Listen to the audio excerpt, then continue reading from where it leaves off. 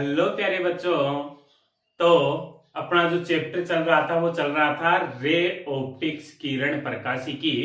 और आज का जो टॉपिक है, सेकंड लास्ट टॉपिक जो है अपना, वो है टेलीस्कोप,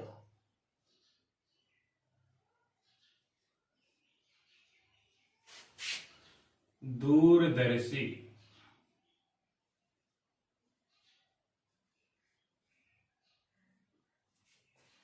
तो देखो, दूरदर्शी क्या होता है? A optical instrument, optical instrument एक प्रकाशिकी यंत्र which used to seen distant object. एक प्रकाशिकी यंत्र जो दूरस्थ स्थित वस्तुओं को देखने के उपयोग आता है, उसे अपने दूरदर्शी कहते हैं। A optical instrument which use to seen distant object is known as telescope. उसको अपन टेलीस्कोप कहते हैं। ठीक है, तो ये जो है अपना टेलीस्कोप हुआ, दूरदर्शी हुआ। नेक्स्ट देखिए, ये जो टेलीस्कोप जो होता है, यह दो तरह का होता है। एक तो होता है अपना रिफ्रैक्टिंग टेलीस्कोप, और एक होता है अपना रिफ्लेक्टिंग टेलीस्कोप।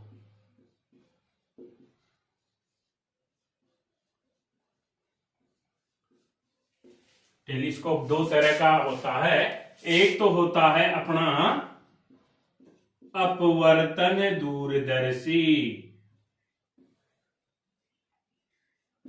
अपवर्तन दूरदर्शी, और दूसरा होता है अपना परावर्तन दूरदर्शी। परावर्तन दूरदर्शी होता है दूसरा। तो ये जो दो हैं वो है अपने पास में टेलीस्कोप, दूरदर्शी। ठीक है, अब इसका तो केवल अपन इंट्रोडक्शन पढ़ेंगे, इसमें न्यूमेरिकल प्रॉब्लम वगैरह नहीं है। और इसको अपन डिटेल से पढ़ते हैं, रिफ्रैक्टिंग टेलीस्कोप को, अपवर्तन दूरदर्शी को। तो ऐसा दूरदर्शी जो अपवर्तन के सिद्धांत पे कार्य करता है, और ये जो है यह परावर्तन के सिद्धांत पर कार्य करता है। एक तो रिफ्रैक्शन प्रिंसिपल पे वर्क करता है और एक रिफ्लेक्शन प्रिंसिपल पे वर्क करता है। तो अपना है पहले रिफ्रैक्टिंग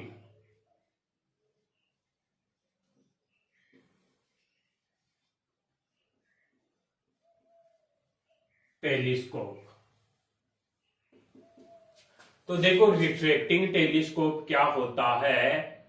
रिफ्रैक्टिंग टेलीस्कोप जो है उसमें एक सिलेंड्रिकल ट्यूब होती है। एक सिलेंड्रिकल ट्यूब बना देते हैं भैया अपन। ये जो है अपन ने एक सिलेंड्रिकल ट्यूब बना दी।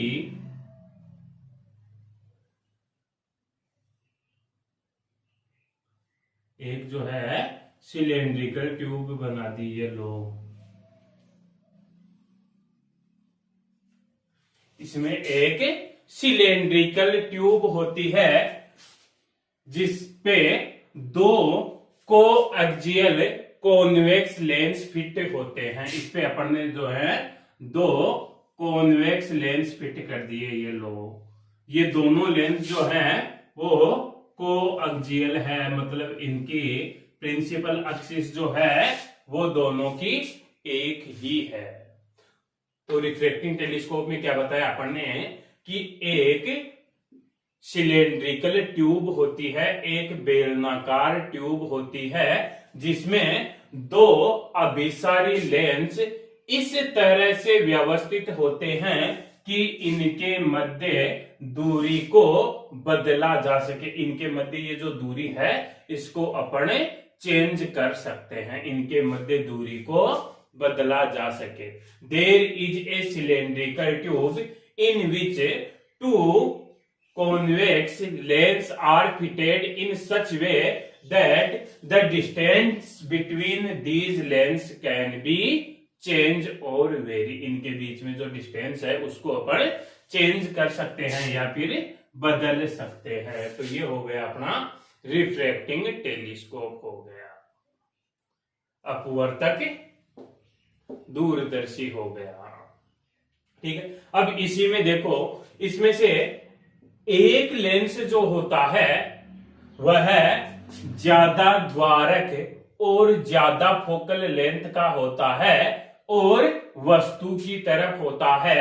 इस लेंस को अपने अभिदर्शी लेंस कहते हैं, वस्तु लेंस भी कह सकते हैं, अभिदर्शी लेंस कहते हैं।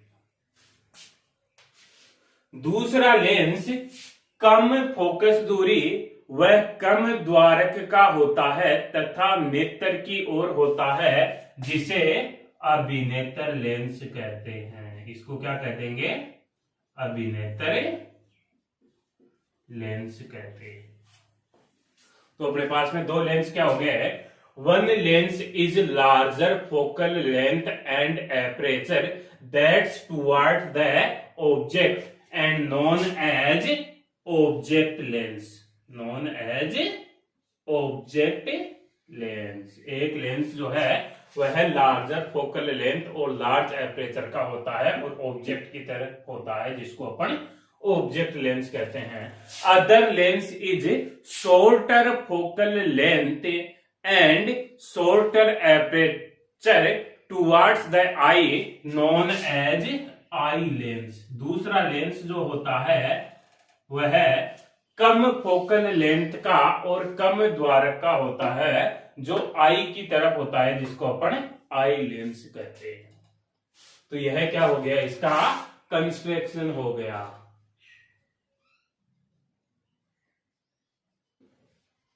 कंस्ट्रक्शन हो गया। ठीक है, अब इसकी जो है अपने थर्ड स्टेप जो है वो है वर्किंग, या फिर इसी स्टेप को नाम दे सकते हैं अपने इमेज फॉर्मेशन। इमेज फॉर्मेशन ये जो है अभी अपन ने क्या एक्सप्लेन कर दी? बनावट को एक्सप्लेन कर दिया, बनावट। अब जो है अपने कार्य प्रणाली या फिर प्रतिबिंब निर्माण को समझेंगे।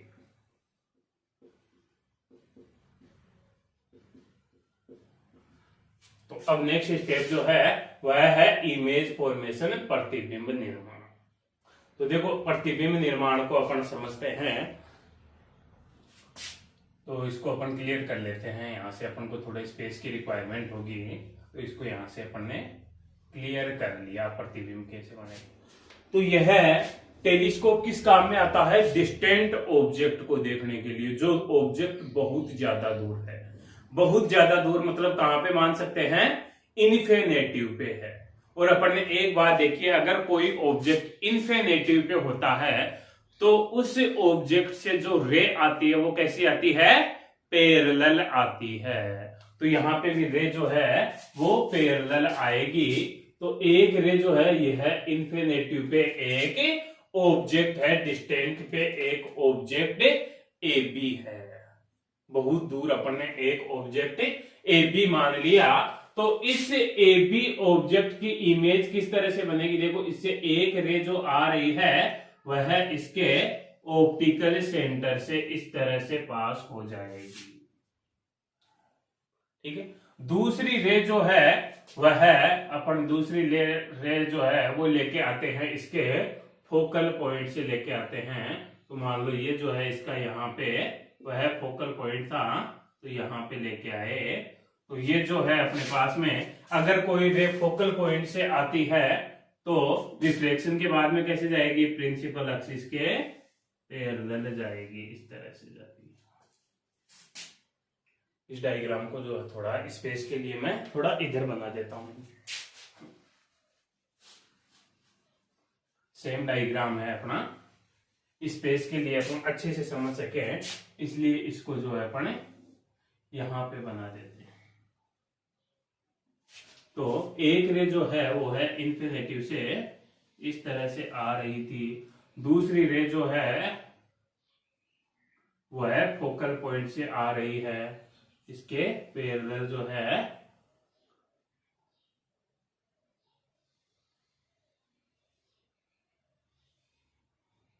फोकल पॉइंट से।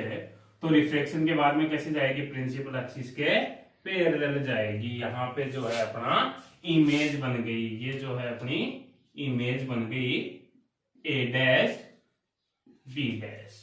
इस लेंस को भी थोड़ा पास में बना लेता हूं ताकि अपन इसको अच्छे से समझ सके, इसीलिए पास में बना रहे हैं इस लेंस को। ये लो ए डैश बी डैश, ये जो है अपनी इमेज बन गई। तो यहां पे थ्योरी क्या लिखेंगे, to seen a distant object there are two parallel ray incident as seen diagram and image form of distant object as A dash B dash by object lens. ठीक है, इसको अपन क्या कहेंगे कि दूरस्थ वस्तु से आने वाली दो समांतर प्रकाश किरण चित्रानुसार आ रही है, जिनका प्रतिबिंब अभिदर्श लेंस से ए डैश बी डैश बनता है, जिनका प्रतिबिंब अभिदर्श लेंस से ए डैश बी डैश बनता है। To see the distant object there are two parallel ray incident as shown diagram and image formed by object lens as a dash b dash. This image a dash b dash will be work as object for eye lens. यह जो image a dash b dash जो है, यह इस eye lens के लिए किसका work करेगी, ऑब्जेक्ट का वर्क करेगी। पहले तो ये बताओ कि ये a dash b dash बनेगी कहां पे। अगर इन्फिनेटिव पे ऑब्जेक्ट हो तो इमेज कहां पे बनती है, फोकल पॉइंट पे। इमेज कहां पे बनती है, फोकल पॉइंट पे। जो ये इमेज जो है ए डैश बी डैश, इसके लिए किसका वर्क करेगी, ऑब्जेक्ट का वर्क करेगी। तो इससे अपन इमेज बनाए हैं, तो देखो एक रे जो है वह इस तरह से जा रही है, इस तरह से। दूसरी रे जो है अपन ने वह इसके पैरेलल ले ली, तो यह फोकल पॉइंट से जाएगी इस तरह से। तो दोनों रे जो है वो यहां पे क्रॉस कर रही है, यहां पे। तो अपनी इमेज जो है वो यहां पे बन गई, कौन सी, A double dash B double dash. देखो ये दोनों रे जो है वो आप कहीं से भी ले लो, कहीं से क्या, एक रे जो है आपको ऑप्टिकल सेंटर से लेनी है, दूसरी रे जो है वह पैरेलल लेनी है। फिर दोनों रे जहां पे क्रॉस करे, यहाँ पे भी क्रॉस कर सकते हैं, कहीं पे भी क्रॉस करे, अगर पीछे इंक्रीज करने पे वहीं पे अपन इमेज बना देंगे। तो ये जो है ए डैश बी डैश वो है अपनी इमेज बन गई, फाइनल इमेज बन गई ए डैश बी डैश। तो अब देखो यह जो है अपना final image A dash B dash बन गई। तो इमेज फॉर्मेशन में अपन क्या क्या नोट करेंगे उसको दोबारा समझना। To see the distant object, two parallel ray incident as seen diagram and image form A dash B dash by object lens which is inverted and focal of object lens. यह जो image है यह real image बनेगी, inverted बनेगी और इस object lens के focus पे बनेगी। तो अपन ने क्या लिखा कि दूरस्थ वस्तु से आने वाली समांतर प्रकाश किरण चित्रानुसार आ रही है, जिनसे बनने वाला प्रतिबिंब ए डैश बी डैश उल्टा होगा, वास्तविक होगा और अभिदर्श लेंस के फोकस बिंदु पर होगा। यह प्रतिबिंब ए डैश बी डैश अभिनेत्र लेंस के लिए वस्तु का कार्य करेगा, जिसके कारण अभिनेत्र लेंस से बनने वाला प्रतिबिंब A double dash B double dash चित्रानुसार बनेगा। क्योंकि ए डैश बी डैश जो है वो कहां पे स्थित है, इसके प्रकाशिक केंद्र और फोकस के बीच स्थित है, तो ये A double dash B double dash प्रतिबिंब बन गए। A dash B dash object will be work as A dash B dash will be work as object for eye lens which is between optical center and focus of eye lens, and the image form A dash B double dash B double dash will be larger, inverted and same side of object। ये बात अपन लिख देंगे। यह जो है इसका image formation हो गया। ठीक है। थर्ड स्टेप जो है वो है मैग्निफिकेशन पावर।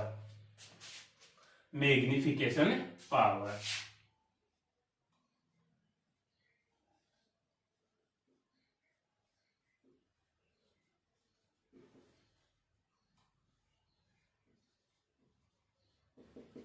मैग्निफिकेशन पावर पिछले लेक्चर में अपन पढ़ चुके हैं। मैग्निफिकेशन पावर जो है आवर्धन क्षमता।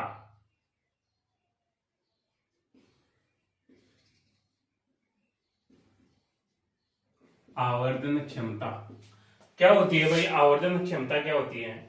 ये डायग्राम जो है वो आप देख सकते हो। इस डायग्राम को अच्छे से देख लेना।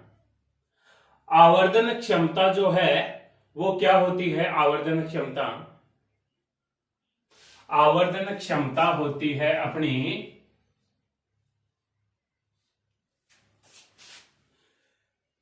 ये जो प्रकाशिक यंत्र है दूरदर्शी द्वारा ये जो फाइनल प्रतिबिंब बन रहा है, ये जो फाइनल प्रतिबिंब बन रहा है A double dash B double dash, इस प्रतिबिंब द्वारा नेत्र पर बना कोण, तो यह प्रतिबिंब कौन सा कोण बना रहा है? ये वाला कोण बना रहा है। यहाँ पे क्या है? अपना नेत्र है। ये रहा अपना नेत्र। तो ये वाला कोण जो है ये बना रहा है बीटा कोण बना रहा है। ठीक है। तो ये कौन सा?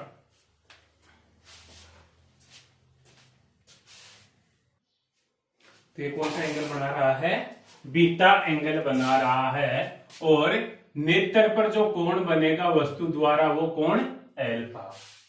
मैग्निफिकेशन पावर क्या होती है? Angle subtended by image upon angle subtended by object. ठीक है। तो ये होता है अपना magnification power beta upon alpha.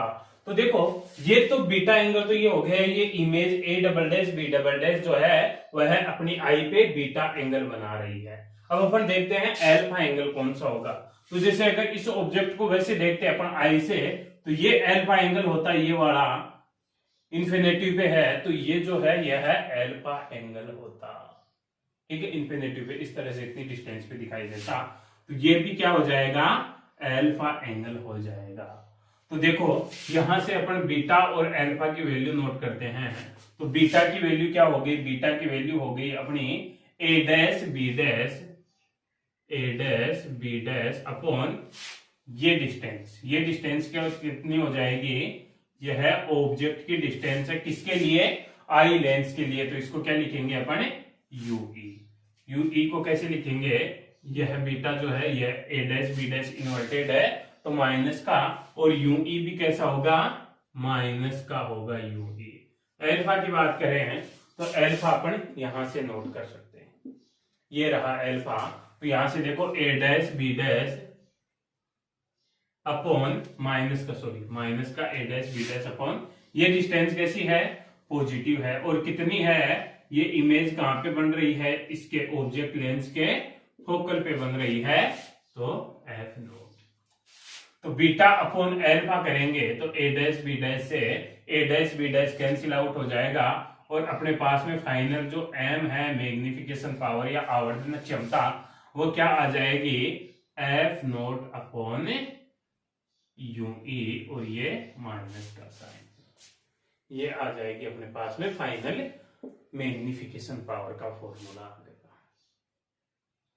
अब जैसे उसमें केस ले रहे थे, सेम कंडीशन इसमें भी अपन अलग अलग केस ले लेते हैं। सेम कंडीशन इसमें भी अपन अलग अलग केस ले लेते हैं। तो पहला केस लेते हैं अपन when image form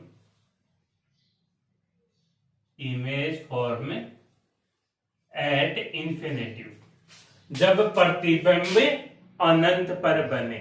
जब अपना प्रतिबिंब कहां पे बने, अनंत पर प्रतिबिंब बने।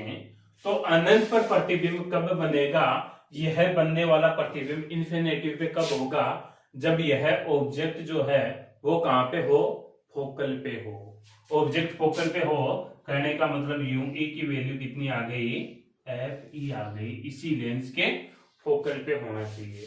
तो यूं ई की जगह एफ ई रख देंगे तो एम का फॉर्मूला जो है वो क्या हो जाएगा, minus F not upon f ई। ये अपने पास में मैग्निफिकेशन पावर हो। First case complete. Second case ले सकते हैं, when image form at least visible distance. Least visible distance means image कहां पे बन रही है, डी पर बन रही है, लीस्ट विजिबल डिस्टेंस पे बन रही है। तो अगर इमेज लीस्ट विजिबल डिस्टेंस पे बनेगी तो वीई जो है इस लेंस के लिए इमेज की डिस्टेंस वो कितनी हो गई, वो हो गई अपनी माइनस की डी। ठीक है, लेंस फॉर्मूला अपन जानते हैं। लेंस फॉर्मूला क्या था, 1 upon v e minus 1 upon u e that's equal to 1 upon f e. 1 upon v e minus 1 upon u e that's equal to 1 upon f e. तो यहां से मेरे को निकालना क्या है, एफ नॉट अपॉन यूई निकालना है। तो पहले तो वैल्यू पुट डाउन कर देता हूं। देखो वैल्यू पुट डाउन की तो 1 अपॉन ये डी जो है माइनस का, और 1 अपॉन माइनस का u e that's equal to 1 upon f e. ठीक है, तो ये यूई और ये क्या हो गया, प्लस का हो गया। इसको यहां इधर लेके गए अपने, इसी यूई को जो है एफ नोट से मल्टीप्लाई कर देते हैं अपने। तो ये इक्वेशन जो है, इसी इक्वेशन को अपन कैसे लिख सकते हैं, देखो इस इक्वेशन को कैसे लिख सकते हैं, एफ नोट से मल्टीप्लाई किया तो F naught upon D. Sorry एक मिनट, इसको इधर ले जाता हूं। इधर क्या बच गया, 1 upon u e that's equal to 1 upon f e plus 1 upon D. पूरी इक्वेशन को जो है अपन ने एफ नोट से मल्टीप्लाई कर दिया तो ये क्या हो गया, f naught upon u e that's equal to f naught upon f e plus f naught upon D. F naught upon f e common ले लूं तो F naught upon f e, यहां पे 1 प्लस ऊपर क्या जाएगा, एफ नोट अपॉन डी। तो ये जो है अपने पास में एफ नोट अपॉन यूई की वैल्यू आ गई। अपन को एम निकालने के लिए क्या चाहिए, माइनस वाला चाहिए। तो M equal to minus f naught upon M e, f naught upon f e 1 plus f e upon D. यह जो है अपने पास में मैग्निफिकेशन पावर का फॉर्मूला आ गया। तो ये था अपना रिफ्रैक्टिंग टेलीस्कोप, अपवर्तन दूरदर्शी रिफ्रैक्टिंग टेलीस्कोप। तो डायग्राम को जो है आप ध्यान से देखोगे यहां पे। नेक्स्ट देखो, अपना नेक्स्ट जो है वह है, हाँ तो देखिए रिफ्लेक्टिंग टेलीस्कोप की पहले तो अपन को जरूरी क्यों पड़ी, रिफ्लेक्टिंग टेलीस्कोप था अपने पास में, अपवर्तन दूरदर्शी था, तो इस परावर्तन दूरदर्शी की जरूरी क्या पड़ी, परावर्तन दूरदर्शी की जरूरत क्या पड़ी। तो देखिए अपने पास में जो है परावर्तक दूरदर्शी की जरूरी इसलिए पड़ी क्योंकि अपने पास में जो अपवर्तन दूरदर्शी जो था, रिफ्रैक्टिंग टेलीस्कोप जो था, उसका ऑब्जेक्ट लेंस का जो फोकल और एपरेचर जो है वह अपन को बहुत ज्यादा लार्ज करना पड़ता है। अपन को जो अभिदर्शी लेंस का फोकस और द्वारक बड़ा बनाना पड़ता है ताकि दूर स्थित वस्तु को अपन स्पष्ट रूप से देख सके। अब ये जो बड़ा फोकल और एपरेचर बनाना है ये एक तो हार्ड है ही, दूसरी बात इस बड़े एपरेचर के कारण due to large aperture of object lens, अभिदर्शी लेंस के बड़े द्वारक के कारण उसमें क्रोमेटिक एब्रेशन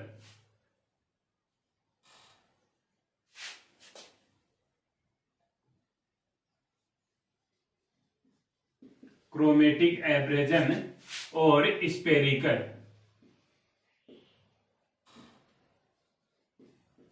एब्रेजन आ जाता है। क्रोमेटिक एब्रेजन का मतलब है वर्ण विफतन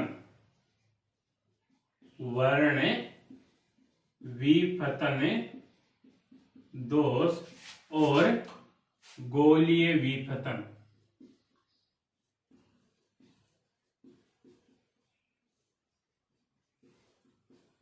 जब अपन अभिदर्शी लेंस का द्वारक बड़ा बनाते हैं तो बड़े द्वारक के कारण अभिदर्शी लेंस में वर्ण विपतन दोष और गोलीय विपतन दोष आ जाता है। लाइट का वर्ण विक्षेपण भी हो सकता है या फिर गोलीय विपतन दोष आ जाता है, क्रोमेटिक एब्रेजन या स्फेरिकल एब्रेजन हो जाता है। तो इसके लिए अपन जो है अपन को रिफ्लेक्टिंग टेलीस्कोप की जरूरत पड़ी, परावर्तक दूरदर्शी की। तो अब इसकी क्रिया देखिए कैसे होता है।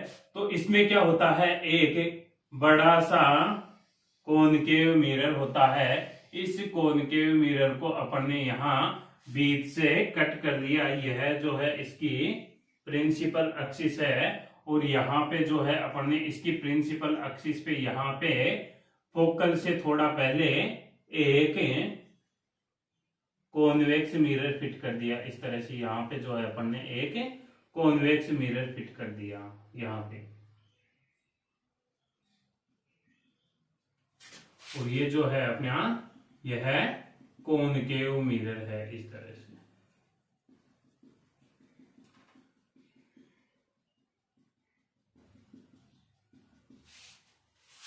ये दो अपन ने कॉनकेव मिरर ले लिए, इस तरह से समझो इसको। अपन ने दो ये जो है यहाँ पे ये कॉनकेव मिरर ले लिए।